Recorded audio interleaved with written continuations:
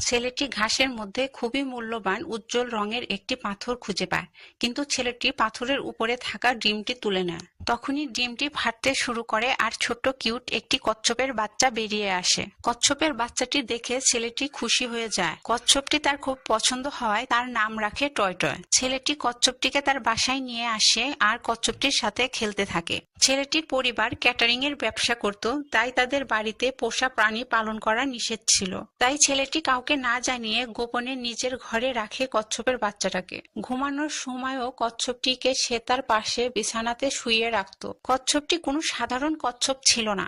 এক রাতেই সেটি বেশ বড় হয়ে যায়। সকালে যখন ছেলেটির বাবা রুম পরিষ্কার করতে আসে, তখন সে তাড়াহুড়ো করে কচ্ছপটি বিছানার চাদর দিয়ে ঢেকে দেয়, কিন্তু তার বাবা বিছানার চাদর তুলে নেয়। তখন ছেলেটি দেখে কচ্ছপটি বিছানাতে নেই, তাই সে তার বাবার কাছ থেকে চাদরটি নেওয়ার জন্য টানতে থাকে।